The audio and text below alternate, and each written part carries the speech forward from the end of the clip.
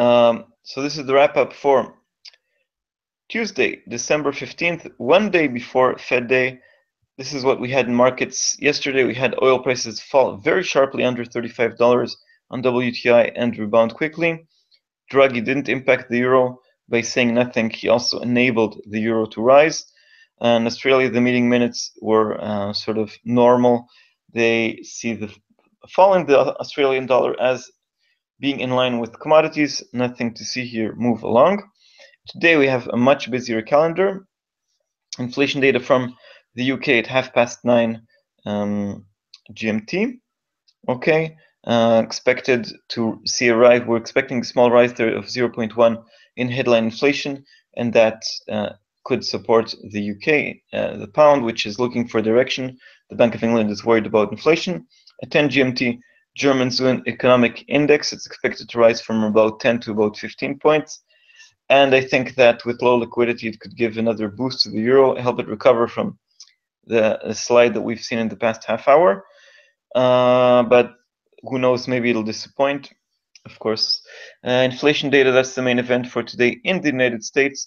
Core inflation is the key figure to watch, expected to rise year over year from 1.9 to 2%. Also watch headline inflation, but core inflation is more important in the United States.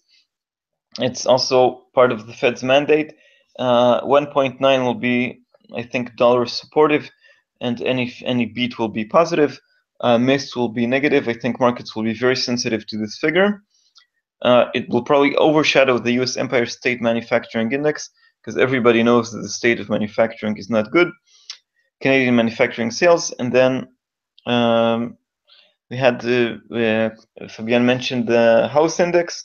I think it will have a big impact only if it's a big surprise, not if it's around expectations, small miss, small beat. But core inflation, any figure will move markets. Okay. Canadian, New Zealand milk prices, another rise will be welcomed by the bullish kiwi. We had a rise last in the previous auction after 3 consecutive falls. And the Bank of Canada, Stephen Poloz talks. Let's see if he provides us a hint about a rate cut. Expectations are for nothing special, but I believe that given the fall in oil prices and given this previous speech about lower bound, he may give us a hint about lower interest rates in Canada, and that could negatively impact the Canadian dollar, which is already moving by oil prices. Looking at the charts, euro dollar 110.30, sort of 110.70 is resistance. Basically, it's a bit choppy, not really respecting lines very well. We have it's a pair to watch today. Euro dollar, also the Canadian dollar. These are the currencies to watch. Pound dollar, 150, 154, 44, quite stable. 150, 115, and 152 are levels to watch. Dollar yen, the yen is enjoying safe haven flows and relatively good data from Japan as well. 120 is the round level to watch. 122.20 is the high, but we're seeing here a series of lower highs, but not necessarily lower lows. Let's see what's next for this pair.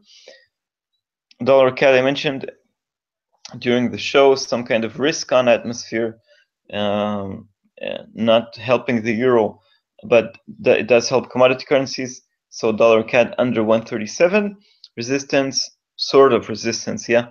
The new sky is 137.87, support at 136.20, 134.60. I would say real resistance is at the round number of 140. Aussie dollar in range 70 to 80, highly respected line over there, support at 72.20 and 71.50, resistance at 73.60. Kiwi dollar 68.13, 69 is strong resistance, support at 67.90 and 67. Okay, so we've covered the main currencies. Oh, lots of action in markets. Pairs to watch: euro dollar, dollar CAD today, and also the New Zealand dollar. The Fed is looming above everything. Is it overhyped? Perhaps, but it's still. Don't worry, it's moving markets already, and it'll move markets on Wednesday evening, on Thursday morning, on Friday, and next week into Christmas, and of course it'll continue echoing into the new year. It's really an event of historic magnitude. Okay.